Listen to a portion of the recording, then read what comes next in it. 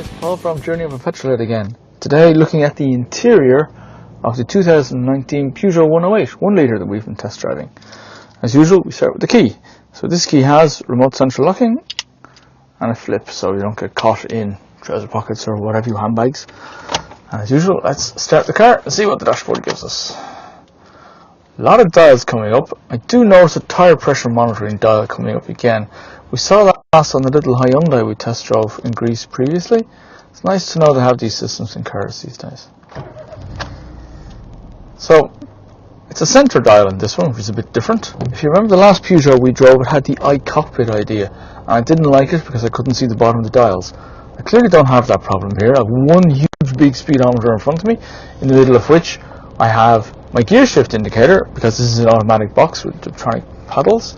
I have the distance on the odometer. It's a little trip computer, so I can flip by pressing the buttons on the display here to show me the various different settings for the trip computer, which is quite nice.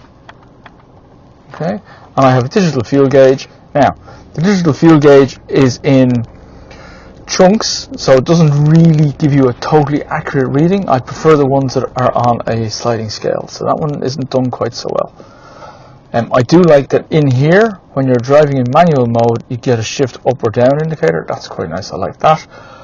Let's talk about the wheel. I like the wheel. I like the fact that it's a leather steering wheel in this particular car. That's quite nice. I like the fact that we have controls on the wheel, so we can control the phone system here because we have Bluetooth connectivity, and we have volume and stations. If we're on the radio, we control that here. This mode goes through the various audio settings. If you have your iPod connected, or if you have an auxiliary input into your port, you can choose your music on this. That's very handy. Tiptronic paddles, as I've said, very good.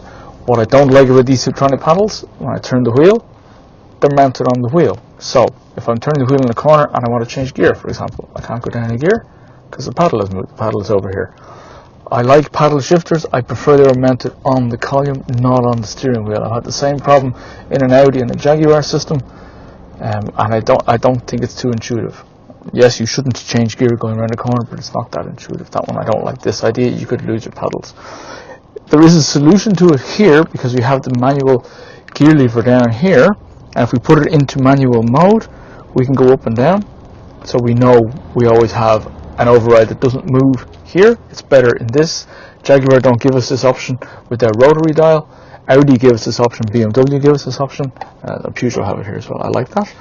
While we're looking at this, the French have decided to be funny, and instead of a D, they've given us an E for normal driving mode, which is a bit strange. The other thing you'll notice, this does not have a P setting for park. So when you park this car, you put it in neutral that it's in now, you pull up the handbrake, turn the engine off. There's no P. It's unusual for an automatic gearbox. We also have an air conditioning system. This is not like Peugeot's usual dual zone and dual speed air conditioning system. This is a standard air conditioning system with on or off and various settings. That's the temperature, that's the fan speed, that's where the air goes, rear window heater, that's fine. We have our standard USB, auxiliary and power charging ports, that's fair enough. And we have a reasonably basic radio system, and it really is a radio system and a Bluetooth connection system, and that's all we have here. Various buttons for the stations, up, down, answer the phone, hang up the phone, fine. We have a nice mirror. We thought that the rear window visibility might be questionable because this is a small car and it's a small mirror, but in fact on the drives we have great visibility all around. That's very nice. We also have electric mirrors in this car. Unlike that last Hyundai we tested, they weren't electric mirrors. That wasn't so great. We have a very nice driver's seat. We can move it in two different directions. Nice passenger seat. There's good contouring on the seat. We do like that. And we like the central locking.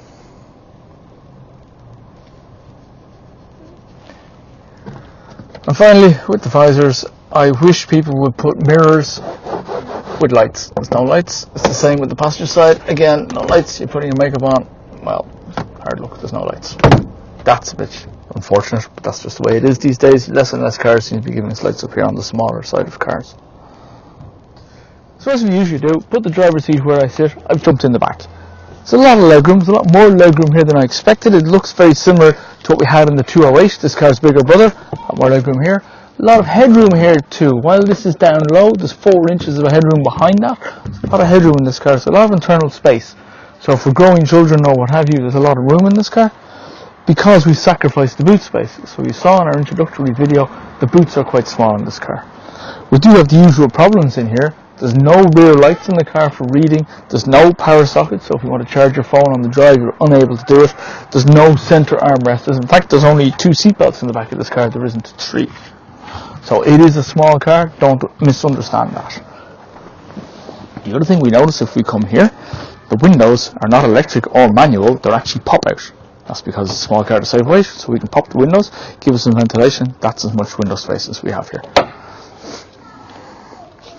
Overall, this car being a Super Mini has more space than I would have expected, so I'm quite impressed with the interior of this little car.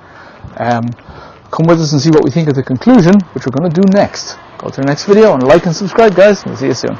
Thanks!